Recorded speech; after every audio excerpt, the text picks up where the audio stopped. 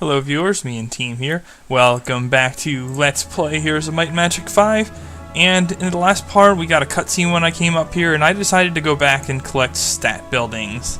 Because once you come up here, it doesn't let you go back, first of all. But second of all, well no, that's really the only reason. So I decided not to show it, however. And my reason for doing that was basically that we were getting the sun. It wasn't a lot that altered with strategy, however. I did a stalker under interaction and up some immune to Sylvan Mary pose. But yeah, the gist was I read that turn the devil exact same way it did when I recorded in part. And then I felt that path to was actually where's everyone was modeled to one use it, and I said for me, I missed turn basic. All that build had missed. First one, you got some attack, defense, and a witch hut that won't teach me anything because I know too much. More spell power, which we desperately need. And this is one of those optional artifacts that you can pick up. But, okay. I didn't want to fight a pack of archdevils because I would probably take at least a little bit of losses. And one thing that really irks me is that, well, not too much, just slightly irks me. These artifacts, despite the implications as a secondary objective, and that we'll need them later and whatever, don't carry over to the next mission. So there's really no point to collecting them at all unless you think you need them to help you on this mission. But you know what else you need to help you on this mission? Yeah, creatures. So, not a lot of incentive, especially to get the Pendant of Mastery, which boosts my Avenger skill, which I can't even use on this mission, and I won't have it next mission if I get it this mission anyway. Yeah, I don't think I got any of the optional artifacts, actually. So, the other one, and here, I'll show the pathing. So that's the first stat island, and you come here. This teleporter just takes you back to the one-way exit, so it's a... I don't know why they would bother with that. It's a very slight warp. It saves you a turn or two, but that's it. Anyway, you come up here, you got some stables that temporarily boost your speed, you got a mercenary camp, Crystal of Revelation, more spell power, definitely good to get that. And of course, well, I boosted attack because I have a skill that further boosts attack, so why not? And finally, you have Unicorn Horn Bow. Now that's actually useful, in fact very useful, but it was guarded by lots of black dragons. So I didn't want to deal with that one either. Aside from that, that was everything on the map. These boats, from my understanding, they contain minor artifacts, or at least when I looked into it, they did, so no big deal there. Pick up some silver unicorns here, so now we have a rather impressive force, I guess. And yeah, no matter what you do, well here, let's just go. Go ahead and then turn. Yeah, he'll just stay there. He's not going to do anything. Now back when you had instant travel, you could break the map by like warping past and then attacking him and avoiding the cutscene. But from what my understanding is, reading through old threads, the use of instant travel really broke a lot of the campaign scripting. And I think that, along with its general cheesy nature, just made the developers take it out for patch 1.5. But that's okay. I need not rely on such things anyway. It would be inconvenient to have in some cases, but I need not rely on it. So yeah, as soon as you get there, they're just going to move and you're not going to be able to interrupt at all. So let's do a fight. Okay, he clearly has tactics as well, which limits my options here. But yeah, I think I can get a pretty good block this way by just walking my unicorns in front. And while he has pit lords that can cause me grief, I would rather not get my shooters blocked because my shooters are going to hurt them very dearly. And I'm going to flip my master hunters into the corner there so that they're harder to block. Because the druids, they'll do more damage regular attacking than casting spells at this point. But they still can cast spells if they need it. Ow.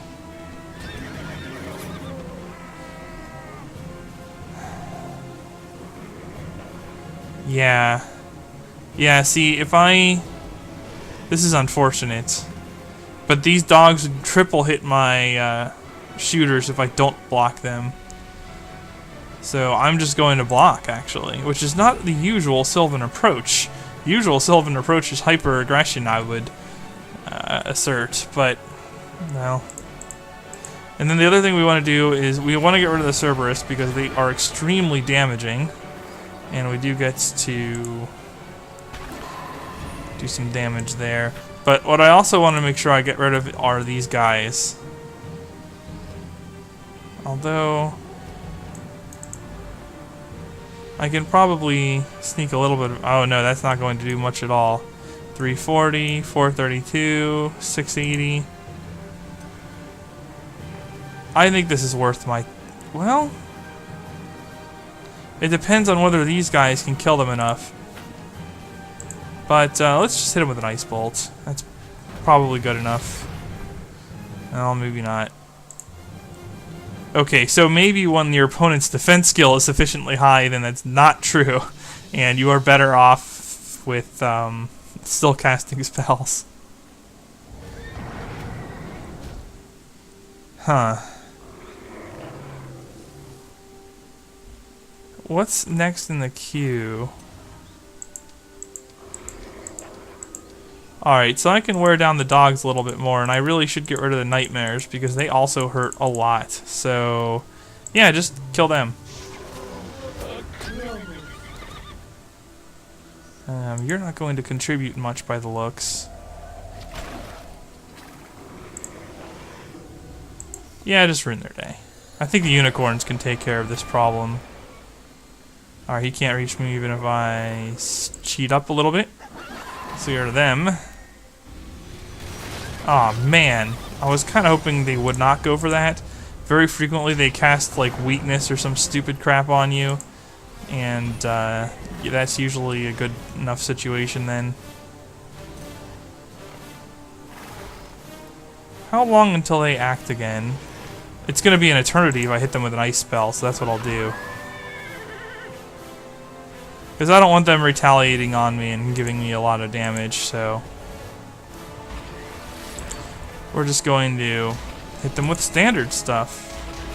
I'll probably use the unicorn to an attack. Yeah, sure. Zap them one, and since I'm guaranteed to get the kills, that'll end the fight. Yick. So that's one down. Let's go get Biara. For cutscene time! Oh no!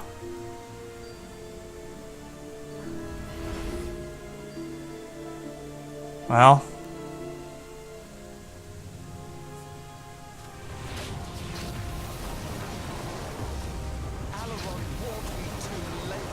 You don't say. Findon is the diplomat captain of the obvious. Or maybe it's just that I took too long collecting stat ups. No matter what you do. This is one of those extended hurry ups. It doesn't matter. Master Tiro? Succubus has killed me. Stolen the heart of the griffin and made her escape. At last, Alaron did something right to send you here. But as usual, he was too late. LOL. Do not speak ill of the dead. I will speak ill of anyone who deserves it. Uh-oh. Besides, I'll go to join him in the afterlife, where we can treat ourselves. Listen, I must be quick. Yeah, this seems to glitch out my sound consistently. On an infant, born on the day of the eclipse, some 20 years I don't know what happens on these certain cutscenes. Just glitch out my sound, but it only glitches out the game sound. You can still hear me. How? Don't interrupt. That infant was Queen Isabel.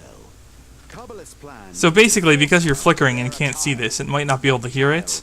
Is the one we Yeah, Isabel is marked, and the Demon Sovereign needs Isabel to bear Demon Messiah as a child, I guess. So, there you go. of chaos We have to save her. A living apocalypse. Indeed. Now listen. I have put the last of my energies into an artifact. A scroll. Use it in a rite. A Well, rite we're that still must getting be the sound, performed on actually. Isabel by a powerful mage to purge her of Carbaleth's taint. But I am no sorcerer. Find one. A great one. Go to the Silver Cities and start Findon is jesting. Because of the stat buildings he gets access to, he might be the best sorcerer in the game for the campaign. Then get word to Zia.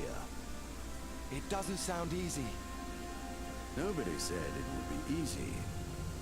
You're Ashan's last hope. Now get moving.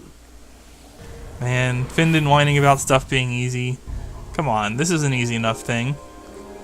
Alright, so I at least retained sound in-game. Some cutscene sound issues there. But okay. We're going to get a rotated screen view, and it's going to tell us that we need to go smack Biara over the head again. Maybe this is our final battle with her. Let's find out. What is this? Mermaid Rock? Okay, it raises luck.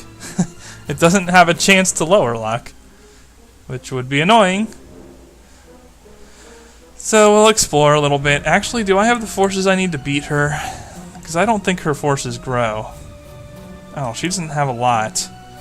Of course, the game will probably, like, you know, lull her add thousands of devils or something, and then I'll die, but that's okay. That's what we have autosave to deal with. I don't think there are any more stat buildings. In fact, there aren't a lot of places you can land or take off on a boat. So while the Isles of Fog are no longer fogging you to death, it still doesn't matter. You can't go anywhere.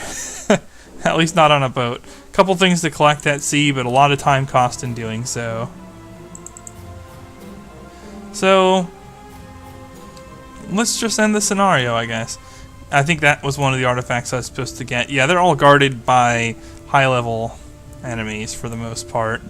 And while useful, I don't think they're worth killing to get and losing some of your forces unless you actually gain some benefit from them aside from experience and a temporary item.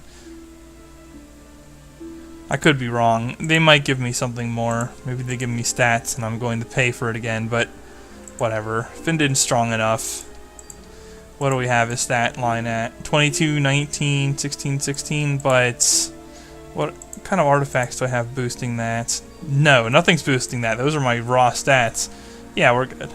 We're good. Bring it on, Biara. And apparently we can win through quick battle, which is always a plus.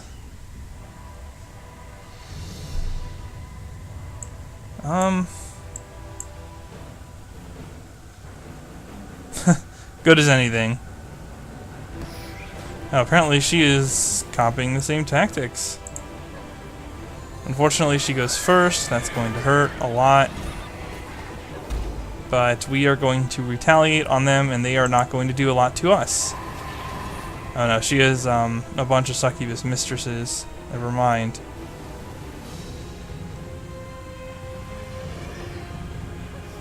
Actually, here. We're going to hit them with a nice circle of winter. That crud out of here. Now they retaliate if I hit them with that, but they don't if I hit them with this. So yeah, we're just gonna slap spells on them so that they don't retaliate as nicely. And now they won't get another ranged attack, nor can they get a ranged retaliation. Perfect. Of course, you also cannot retaliate if you are dead. And as such, this turns out to be a relatively easy battle.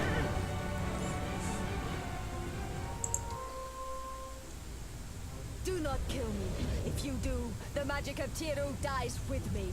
What? Mercy is mine to give if you deserve it. Give me the scroll and I shall decide your fate. I will buy my life with the one thing you seek. The scroll. For my life. Of the two of us, only I can be trusted. Give me the scroll and you may go. You swear to this? Upon my honor. Upon the honor of Ireland. Great, we're gonna let her go. Lovely. I cannot ask for a higher oath from an elf. Here, you keep the scroll. I'll be going. It's not every day one kills a legendary dragon knight and gets pardoned for it. Shoot her in the back. If I were not oathbound. This isn't an honor duel. What are you, from Dark Souls, Findin? Come on. Well, it makes things more interesting later, I'm sure. Biara is certainly a fun character, if nothing else. Alright. So, that's that. Although it sounds like my sound has glitched out. So, I'm going to stop the recording here, and I will actually show the lead into the next mission in the next part. Until then, viewers, I will see you next time. Me and team signing off.